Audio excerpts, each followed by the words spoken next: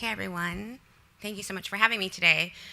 So, I'm going to take a little bit of a different take on this conversation about digitalizing our healthcare space. I think often when we talk about that, we think about the good side and not necessarily some of the consequences. I love that question about cost because we're going to dive into what does it mean for vulnerable populations when we roll out these innovations.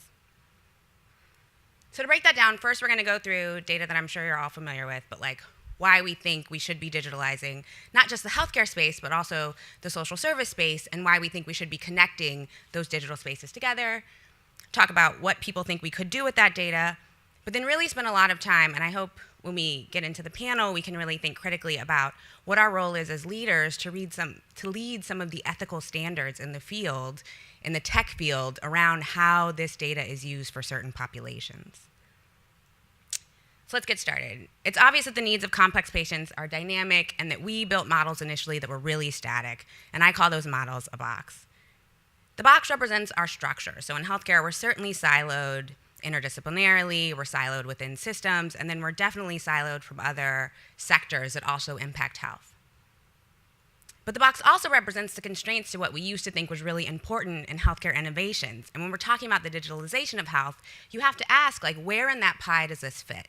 So this is that data back from 2007 that said, when you look at premature death, right, healthcare is only making up 10% of that. And when we're talking about innovations in healthcare, right, we have to ask, is that really going to help us with behavioral patterns, with social circumstances, right, the other 70% of that pie? And if it is, how? Despite what we know about how much healthcare affects, or how little in some ways our healthcare interventions affect people's health, we are pouring more money into healthcare, obviously, than our other rich peers, the other OECD nations. For that investment, back to cost, we are getting the worst outcomes of all of our peers. If you look at life expectancy, if you look at infant mortality, if you look at rates of chronic disease, despite the fact that we have less smokers in our country than these other nations. So we're already spending a ton on healthcare. The new digitalized frame will honestly only spend more in our sector on healthcare, and we're getting worse outcomes the more we spend, which we have to pay more attention to. This is specifically looking at life expectancy as an outcome based on spending in healthcare. And as you can see, America is an incredible outlier here. For each additional dollar we spend on healthcare, we are starting to bend the life expectancy curve the other way. So we're starting to lose years of life expected the more we spend. So there's something we're doing that's deeply wrong. And when colleagues, actually from here, that I got to meet through the fellowship, thank you again, Reed Fellowship, Lauren Taylor and her colleague Elizabeth Bradley looked, comparing the United States healthcare spending to that of the other OECD peers. What they found is that the proportion that we spend on healthcare versus the proportion we spend on social services is off. We spend more on healthcare and less on social services than other countries, and that's where we're getting the loss in healthcare outcomes. And yet, inequality is growing. I think as we've had this conversation about innovation, something that we haven't talked much about that I hope we will talk more about, that I'm going to introduce for us, is to talk about power and to talk about opportunity. And so this is a map looking at the share of income captured by the top 1%. And you can see it's going up over time. It compares the state versus my state, California, versus the United States. And it's just getting worse. For the first time in modern history, children are actually going to earn less than their parents. So it's getting worse, and it's getting worse intergenerationally. That means something specific based on your race and gender in the United States. This is data from Raj Teddy, who was at Stanford, but now actually is here at Harvard, from 2018. He was looking at mobility patterns based on race and gender. What he found is that there's nowhere in the United States where it doesn't pay to be a white boy who grows up to be a white man. Because virtually everywhere that little boy grows up, he will experience economic upward mobility over his lifetime. He will earn more in adulthood than his parents earned when he was a child. Conversely, there's nowhere in the United States where it's safe to be a black boy who grows up to be a black man. Because virtually everywhere you might grow up, that little boy is more likely to experience downward economic mobility over his lifetime, meaning he's going to earn less in adulthood than his parents did when he's a child. What the authors of the study concluded is that in 99% of neighborhoods across the United States, black boys will earn less in adulthood than white boys, despite growing up in families who have comparable incomes. So you started out at the same, right, class, socioeconomic background, and black boys are dropping out of that class as they age. And then they said, well, what if it's not just that you had comparable incomes? What if we also ensured that you grew up in a two-parent household, right, which is often what we say, it must be a single-parent household. No, what if you grew up in a two-parent household, you had comparable incomes, comparable wealth even, and you lived on the same block and went to the exact same school? That effect still holds for black boys, right? What the study found is that the mobility gap is the smallest between black boys and white boys in areas of the country where there is low racial bias among whites and high father presence among blacks. High father presence among blacks is not father presence in your home, it's in your neighborhood, right? This is getting us to think about the structural factors that shape the presence of men in the black community, right? That leads you into conversations about mass incarceration. It leads you into conversations about opportunities for employment. And what we find in the face of great inequality and specific racial inequality in the United States is that safety net programs have been really revolutionary.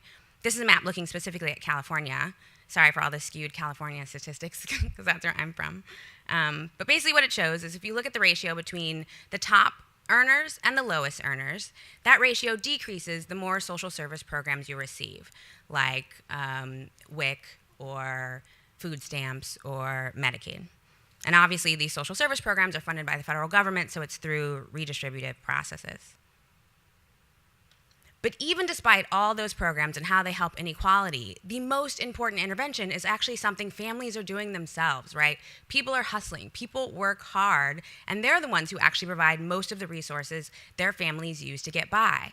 This is a really important statistic to hold when we exist in a political climate where people are saying, right, poor people need to work for their health insurance. Poor people are the greatest safety net for other poor people and their family, and we have to hold that when we're thinking about what people need.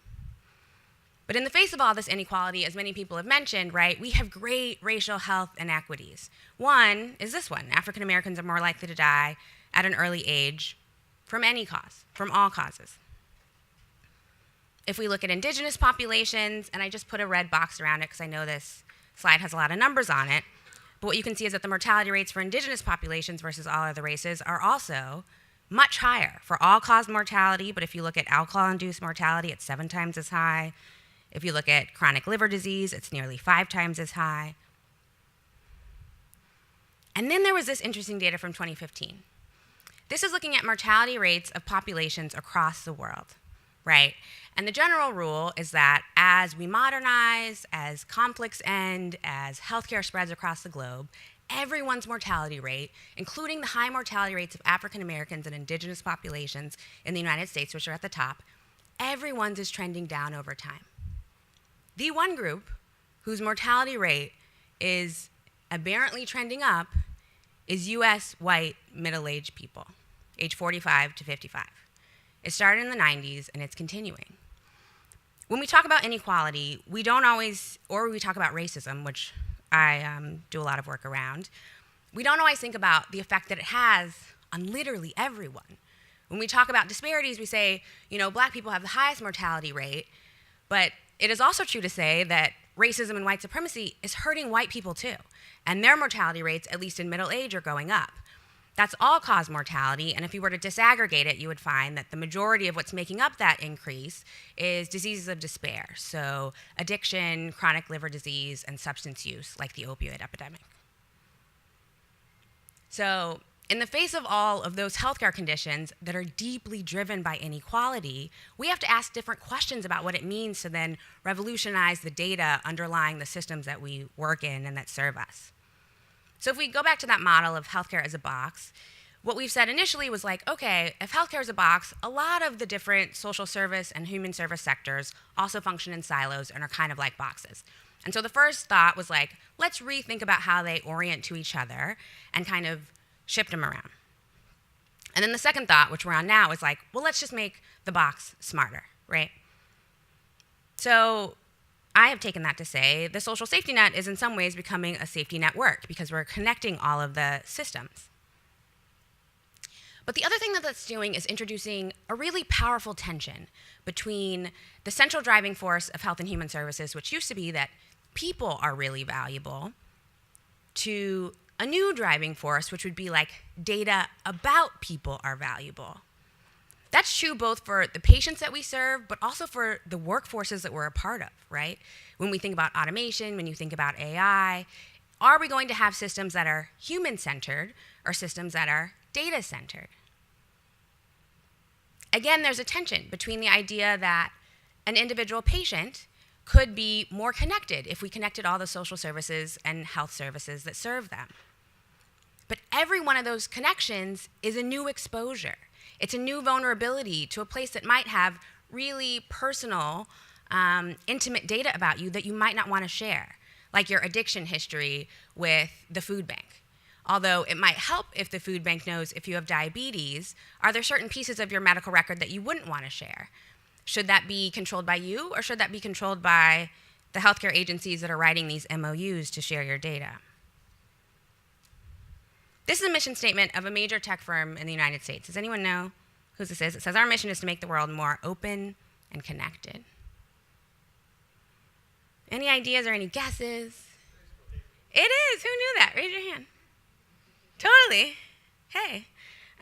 Yes, this is Facebook's mission statement, right? They want to make the world more open and connected, and they always talk about the social good that Facebook's doing, right? But then they got called before Senate. Why? Because there was those landmark reports that were first in The Guardian and then all over the news about how third-party payers had basically got into Facebook's system, and Facebook permitted it, and used people's data without their knowledge. And not just individual users, but then the data of the people that those users were connected to. It opened up critical questions about privacy in the data space that in healthcare we have often taken really sacredly because of all of the staunch laws around privacy, but in the tech sector don't exist. And when we talk about combining tech with healthcare, we have to think about who's leading the conversation around privacy.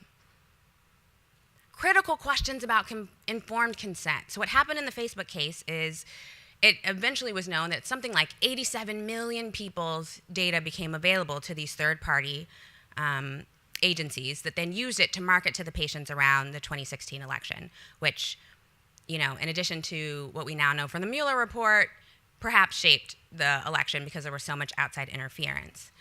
But the idea is that it wasn't just someone who would have said, well, I actually checked yes, that I would allow a third party to look at my Facebook data. Every friend of a friend of a friend of a friend of that person also had their data linked. So we have to think when we're building connected systems through social services and healthcare services, how many people are we talking about? Are we going to start following families or people who live in households or people who live in neighborhoods? If you live in this neighborhood, then you are automatically opted into a program that we think will help you because you're underserved by our existing system. Is it opt-in or opt-out? I mean, these are programs that some have already rolled out, and we'll talk about some examples, where people don't have the power to say no. You're actually already in it whether you know you are or not. Or you're not in it, but your family member is, and that's why we have access to your data. That's especially true for children. And then in the Facebook case, it's certainly true that that could have had implications for our democracy. But in healthcare, it certainly is true also that this could affect people's ability to participate in their own care. Because if we already have a power asymmetry and an information asymmetry between providers and patients, the more we build up our tools to know more about you and your neighborhood than you know about yourself, and the more we safeguard that information and don't share it and make it openly available to everybody, right? People could use that power in harmful ways, and we've seen that happen before. So what I say is when data becomes gravity, we have to ask what is really grounding us in the work that we're doing. Because if we take a cue from the tech sector, if we say data is really valuable, there are powerful financial incentives to then create resources that specifically allow you to control people's access to information. And that could certainly be true in healthcare if we don't pay attention. So I think we really have to think about what it means to create human-centered ethical standards that drive how and when and who we collect data from, what we use that data for, and who has access to see it and who's accountable for how it's used. If instead we say, in our sector, people matter more than anything, actual humans, both in our workforce and the patients that we serve, then that social capital and relationship-centered model has to be what drives how we shape resources so that we share them among the people who need them and we create more open access to information instead of limiting people's access. So I think we need standards that help us both anticipate, because this is a predictable problem, it's already happening now, and we'll use an example, and also combat the ways that this data could actually be used to surveil people, right? Like, let's just be real. This data could be used to police people differently. It can be used to profile people, both in healthcare, right? You've been flagged, you're high risk, you have to now talk to this other person on your busy day, or in the community, right? We think your neighborhood's more likely to have gun violence, and that's why we have more police presence there now. Here's an example from a book that, if people haven't read it, I highly recommend. It's called Automating Inequality. It's by Virginia Eubanks, a professor at Rutgers. And what she looks at is 3 examples across the country of how the digitalization of a social safety net has created greater vulnerability in communities. This example that I'm highlighting here, because I'm a pediatrician, is from Allegheny County in Pennsylvania, and it's of their Child Protective Services referral network. So what they did, because they had a workforce shortage, was they said, we're going to digitalize the entrance step or the gatekeeper for whether or not you get a CPS referral. So all of the mandated reporters who see something that might look like child abuse, they put the report in. And then what this database does is determine whether or not an actual human goes out and investigates it. But the problem with that database is that it only chooses from people who are already on public assistance or receiving Medicaid, right? And so what she calls that is poverty profiling, because it is. And when we talk about linking all of our social service databases to serve the vulnerable, you have to think about the type of surveillance mechanisms we're building around literally the most vulnerable populations that make them vulnerable. What she said is that efforts to understand community-level risks too often oversample the poor. And sometimes we do that because it's well-intentioned. You're saying, well, we want to help the poor, so we're going to include databases that include poor people. But if the only people in those databases are poor people, they're also the only ones that will ever pop up as at risk. And I think she perfectly said it when she says this conflates parenting while poor with poor parenting. She had another great quote that said, "We manage the individual poor to escape our shared responsibility for eradicating poverty." And I think it's another question that we have to ask. Although these digital technologies might help us diagnose things more quickly or prevent hospitalizations, what are we doing actually to keep people well, even when there's no financial incentive to do that? And what's the relationship between the technology we're building and the sources of inequality in this country? Facebook is another great example, right? Facebook is a multinational corporation. They are so powerful. They, next to Google, and Apple probably, have the most information about all of us that is also not currently regulated. And they're also the richest. What they are doing drives inequality, not just because they're rich, but because they have the power of information. And if we try to replicate that model inside healthcare, which already is 18% of our GDP, as Dr. Woodson showed, that could be a problematic connection that we should really explore because it's predictable. So how can we lead? I think we have to specifically talk about power, ownership, and social control when you talk about digitalizing and centralizing access to things that will assess who's at risk and determine who should receive certain interventions. What do I mean by that? I think we need to think about how things like racism and white supremacy are baked into the algorithms, predictive analytics, operational teams, and patient-facing interfaces that we're building, right? Who are we using to actually put these things together? The technology and data and evidence is no better than the scientists and science that is put into them. And we already know, and from last night we had a great example of how those things can be skewed. How if you're not included in that clinical trial, we might not have the data for you. But if your whole decision-making capacity in your hospital shifts to those same data standards, you are going to continue to be underserved structurally. That's a built-in structural inequality that we should anticipate happening if we don't do something about how we use it. So specifically, we should think about what are we using as proxies for risk? Race is no longer acceptable to be used as a proxy for risk, right? I'm going to say that again. Race is no longer acceptable to be used as a proxy for risk. Race is a proxy for experiencing racism. And as scientists, and especially people who work at academic centers or who are researchers, we have to think specifically about how we're categorizing that in new digital databases. How are we capturing racism, right? That's what communities need to know. How can I dodge racism when I walk out of here, right? Not what is it like to be a Black person who might have breast cancer. It's like racism. How does that contribute to your risk of breast cancer? So then we can create interventions around that. We have to think what drives data acquisition. So when is it okay, and what are the triggers that should be used to say that you can access somebody's data across all the health and human services sectors? And then who's held accountable to make sure that data isn't misused so that everyone can know if something like what happened with Facebook happens, but not 5 years later in 2018, but back in 2014 when it was starting. And then accessibility. As we build up these digital tools, will all the information and data that we're having be publicly available? Are we talking about building open access databases in our healthcare systems, or ones where we will proprietarily hold that information so that we can publish on? I think overall, the health and human service sector is the one that can really build mechanisms so that we can understand how things like racism, adversity, and poverty show up in our lives, shape our clinical encounters, structure access to opportunity, and take resources from those who need it the most. Because it can't be understated that the use of public benefits has never been benign. And the more people that know that about you, just as Nusheen presented to us earlier, that can be used against you.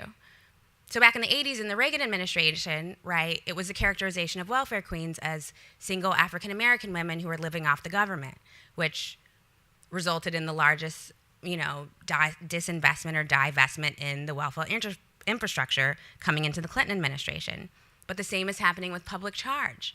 The more people that know that and the more databases that carry that information and then get connected, you have to think about how that can be used in what I will frankly call a hostile federal government environment. This is just looking at public charge, and since Nusheen presented it so beautifully, we'll just skip through. But this is from New England Journal if folks are interested. So I think the question that we have to be asking is, how do large-scale data integrations platforms functionally do no harm?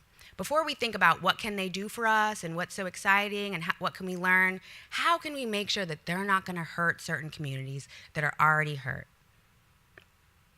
I think that means that we have to shift power from unilateral power existing with the companies who have the money to put these new platforms up and the hospitals that are already so well regarded, to the community who determines whether or not their information is included and has numerous opportunities to opt out and say, no, I don't want to be a part of that. Or rather, opt in, sorry. I don't think people should just be automatically enrolled without their knowledge. They should be given multiple opportunities to opt in if they want to. We also have to get rid of private ownership of these to using them as a public utility. I won't go deeply into this, but there was an interesting paper in Health Affairs a couple years ago that was talking about funding social determinants of health as a public utility, meaning we all pay for collective services that help everybody, like parks, sidewalks, et cetera. We should think similarly about having us all pay for this digital space so that we all own it. As soon as it becomes proprietary and companies take it over, they also control it. And they could use that in a way that we can't keep them accountable. And instead of obviously using it for social control, we should use it so that people can function more independently. So I think it's more about co-designing and co-building, bidirectional accountability, shared public financing, ownership, and profits. We don't talk much about that, but if people have questions, I definitely think all the money that's being made off this new digitalization should be shared with the communities whose data is being used to prop it up. And obviously anti-racist design. One of my colleagues in California, because I'm working on this Medicaid project, said to me, and I think it applies here too, if we only provide technical solutions to these adaptive challenges facing us, it'll look like we're winning. And I really think that's what we're facing, right? People get so excited about digitalizing and using technology and innovation that we celebrate it. And we celebrate it so wholeheartedly that we forget that we're also building things that are already hurting people right now, that are already being used to track and surveil people right now. And that right now, although mostly poor people are in some of the systems that I'm talking about, there are larger systems that we're talking about building that would include all of us, right? It's a bigger thing, and even though we celebrate it, we have to ask critical questions about it. Because ultimately, families are the safety in the net, and if what we're doing isn't supporting them and their own self-efficacy and autonomy, then I think we might be off track. Thanks.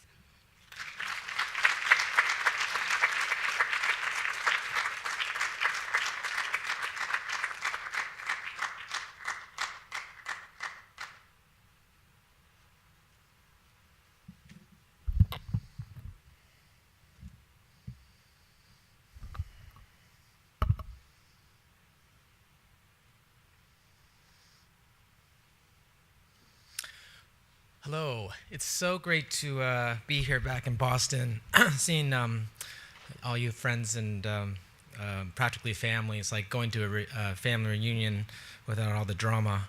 I want to thank Joan Reed really for helping me to get to this point, fellows for your expertise, your ambition, and Cynthia Hodges and the Reed Scholar Committee for allowing me to speak in front of you. I'm actually a disclaimer for Seiji Hayashi, but even in this crowd of very culturally expert, excellent people, if you can mistake me for one person, it would be Seiji.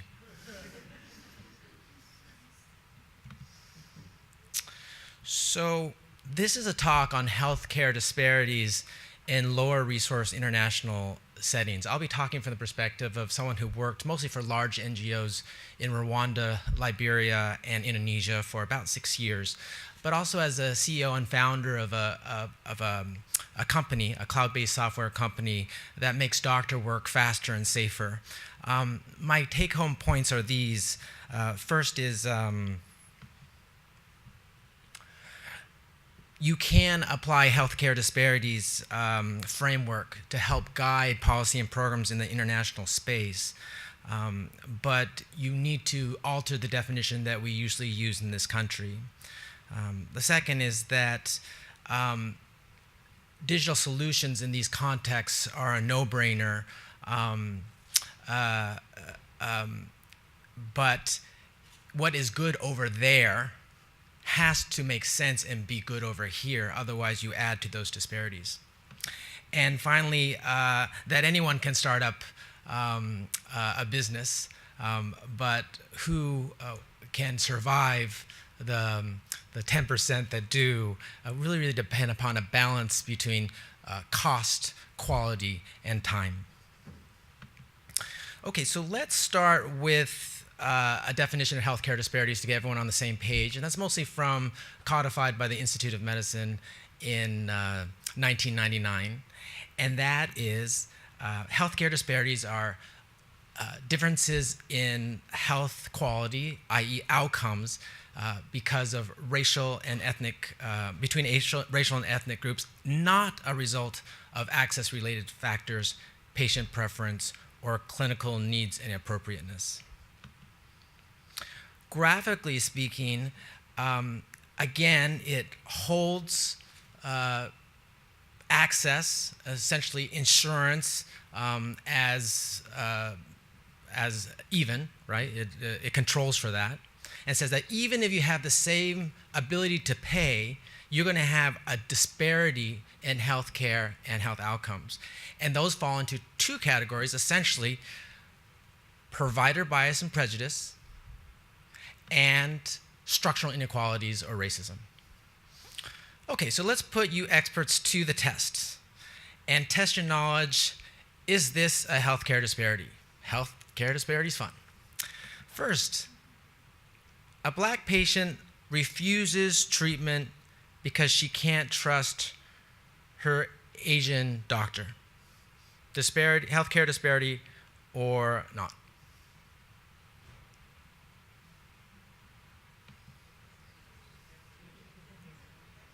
Yes.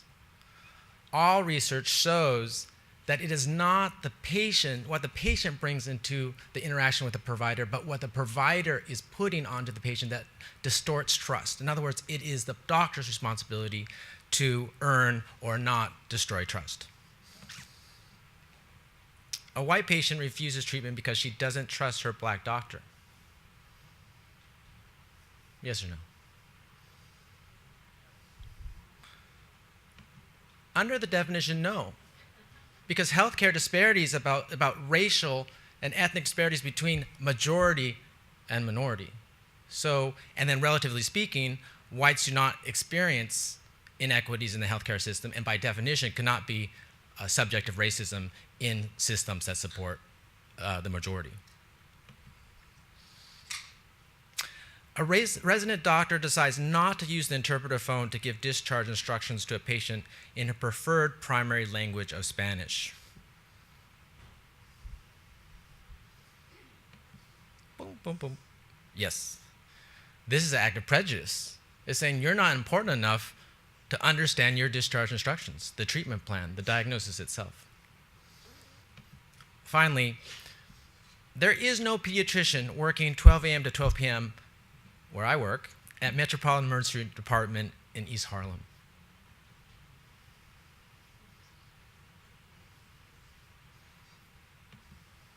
Yes. To the extent that it is the standard to have pediatric services in the emergency department in New York, and the only place that doesn't have it are where all the brown and black and yellow people live, that becomes by definition a healthcare disparity. Okay, this is Princess. She lives in Liberia. And we're going to do the same thing. Is this a healthcare disparity? But since you haven't probably been to Liberia, raise your hand if you've been to Liberia. It's a great place. Some health statistics. 150 doctors in the whole country. 3 pediatricians in the whole country. Not one orthopedist, not one cardiologist, not one radiologist. The income there is about $1.50 a day. And the MMR is 746 over 100,000. Here, even with that New York Times horrible article about disparities in maternal mortality in this country that ranges from 11 to 40, right? That's over 20 times higher than our worst case scenario. And finally, the child mortality rate is 74, where here it is 6. And just so you don't think generally that children do better than birthing mothers, the ratio for those indicators is different by a factor of 100. So maternal mortality rate is per 100,000, but child mortality rate and neonatal mortality rate is usually per 1,000. And so if you convert it, it's 7,400 per 100,000. So 7.4%. Okay, so Princess presents in diabetic ketoacidosis, basically dying because she can't process glucose. The diagnosis delayed for 2 days because the physician assistants taking care of her have never seen diabetes ketoacidosis, and the doctor who was on call isn't there.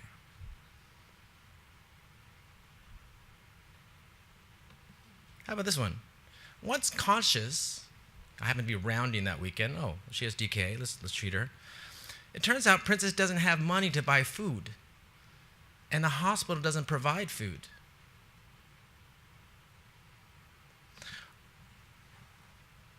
Or how about this? At discharge, Princess is told to buy insulin, which costs $40, even though her family makes $30 a month.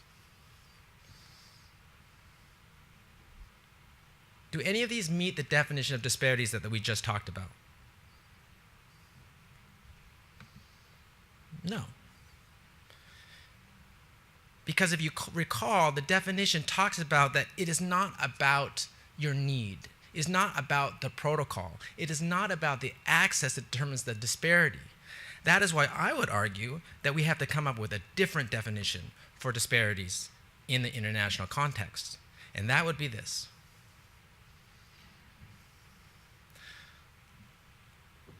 Disclaimer again, I tried to look for a definition for healthcare disparities in resource-poor contexts abroad, and I couldn't find one. So I came up with this. differences in healthcare quality and outcomes that are primarily a result of access-related factors and clinical inappropriate care relative to what one would expect as a citizen of a just world. Okay, so with this definition, let's talk about how digital solutions are imperative to addressing healthcare disparities abroad. You only have to spend about 5 minutes in a place that's poor in the healthcare system, and that realization will be knowledge. So imagine this. You cannot run a healthcare endeavor with this type of medical record keeping. If anything, worst case scenario is a proxy for the type of care that's being delivered. But at best, it's a way to obfuscate or hide the stories that are in those charts and what type of care the patients receive and should not receive. So, digital. When I was helping to build Ebola treatment units during the Ebola crisis, I discovered that in the 60-year history of Ebola care, that no one had ever written anything down. People were too scared about getting Ebola from the writing implements. And so they would just try to memorize the care or yell it over the fence. And then I thought, does that have something to do with the stable 50 to 90% mortality of Ebola treatment units? So, you don't want to write anything down because you're worried about yourself. How about tapping something on an iPad, waterproofed? But as been hinted by some of the speakers, not all technology is created equal. I've been very impressed with, in the NGO world, the real push for health messaging onto dumb phones. The idea that if poor people can hear from rich people what to do, they're more likely to do it. Dialogue is usually something like this. Is your baby breathing fast? If so, go to the doctor immediately. The hospital is dirty. Last time I brought my child there, he died. Is your baby having diarrhea? If so, go to the doctor immediately. So this brings me to the golden rule of technology, that you would use it here, that it makes sense here, that what is good enough over there is good enough here. My pet peeve with this is every time I receive something that's not my family and friends in text, I pretty much delete that. And the people that implement these type of programs, they pretty much delete those messages too. So that's why I started a company in 2018. And essentially, it's a cloud-based software company that helps doctors make the right decisions faster. Essentially, they run their diagnostic and treatment decisions through a series of checklists. Now we're a little bit above 250. And in return, we can provide very rich data about how entire health systems are doing, but also how the individual doctor is doing. So we're working in clinics, emergency rooms, and health centers. And essentially, this is the flow. The doctor is about to make a decision about after speaking with the patient and examining the patient. So they pull up what they think it is. In this case, I'm going to choose pelvic inflammatory disease. And then a checklist will appear. And then within this checklist, as they select what applies or doesn't apply, the system writes the note. So in this case, there was a lower abdominal pain, there's vaginal discharge, can't walk, et cetera, et cetera. Eventually, the checklist will look something like this. And we take every opportunity to try to teach and guide the decision-making, assuming that this is really pelvic inflammatory disease. So in the upper left, you see that this is just a basic description of pelvic inflammatory disease. The second is a differential. We also remind people, hey, by the way, this is the criteria. You better see that or else you don't have pelvic inflammatory disease. And finally, we have a red light, green light system, sort of a gaming system, where the doctor can do whatever they want, but when they close that note, it's recorded as red, green, or or read, or however they did. So in this case, it's saying, wait a second, you didn't get the diagnosis right. You say, what? How did I not get the diagnosis right? You would click that box, and essentially would say like, well, you got most everything, but to really make that diagnosis, you need to either show cervical motion tenderness or adnexal tenderness. And then the ideal user, they'll then go back and say, oops, I have to do a pelvic exam to make that diagnosis. So they'll go back, they'll do that exam, they might find cervical motion tenderness, and then it would go to diagnosis positive. In this case, then they'll go back and say, whoa, I feel so good. I got it. I got a smiley face on the diagnosis. In this case, the imaginary user got the treatment right, and they can confirm that by, again, looking at a tree.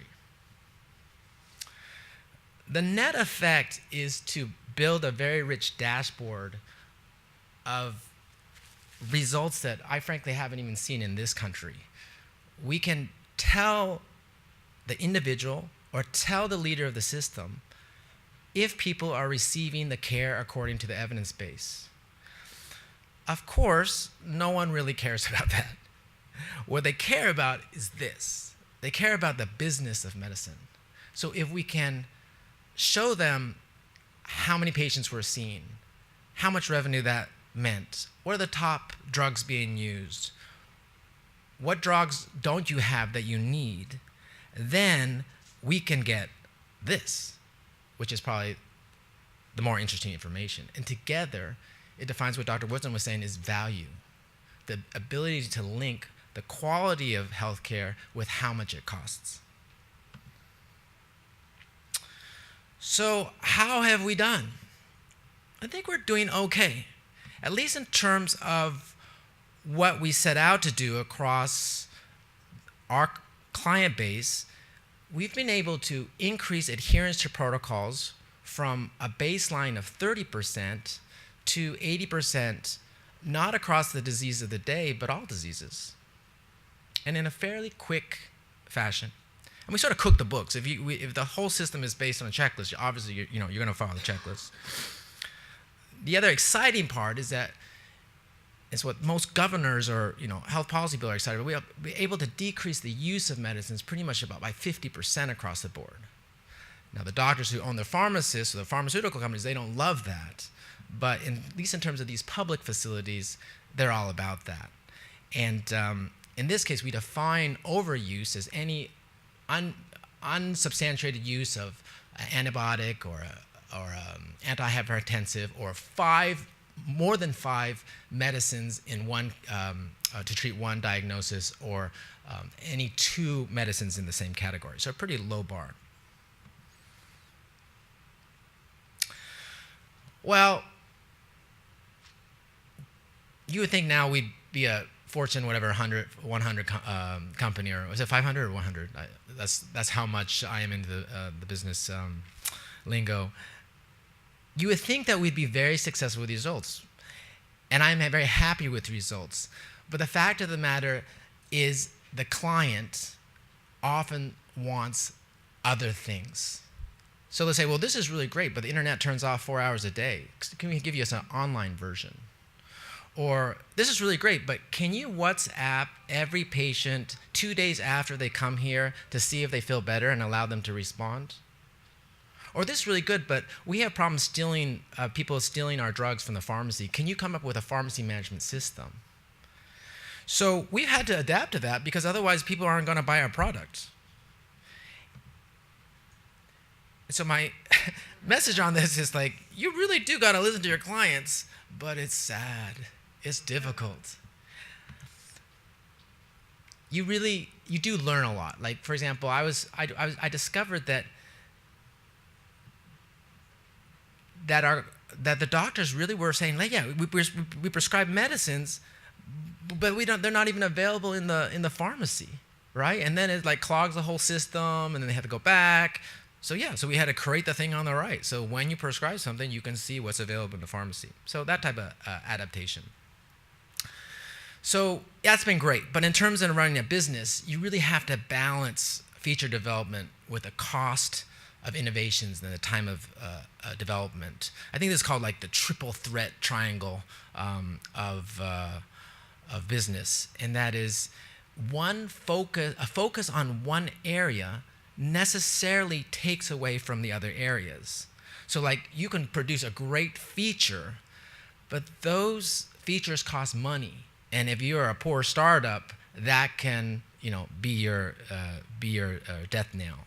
Or you can say like, okay, we're going to spend the time to do something, but then you lose out on customers. So it's really those organizations that can balance these three, probably the smaller organizations that can balance these three effects that will determine success or failure. I guess I'll just conclude with a story. This was the first baby in Indonesia that I saw die. And I recall feeling so satisfied with myself that I would teach the doctors when culturally it was to hold all sick babies, NPO or nothing per mouth. I was so proud to teach the healthcare staff how to treat this baby using traditional means. Right? I wrote it down, I did a lecture, I'm sure I did some grand rounds, and then I come back a week later and that baby's not there. And I remember holding that baby and thinking, I, for whatever pathological reason, love this baby almost as if it's my own. Why wouldn't I do something to prevent this in the future? And so with a series of experiments and checklists and then using things electronically, if we fast forward just 5 years, this is just one of our health facilities in remote northern Sumatra, which is part of Indonesia. And they're using our system. If you ask the staff how they feel, they get angry, they say, when the power goes down. And they feel proud that for the first time, because the doctor's often not there or the doctor's overwhelmed, that they have a type of clinical decision support that wasn't there before. Meanwhile, the patients, they're impressed that there are computers around, but it's not that big of a deal because they always thought that they were getting the best possible care anyway. Thank you.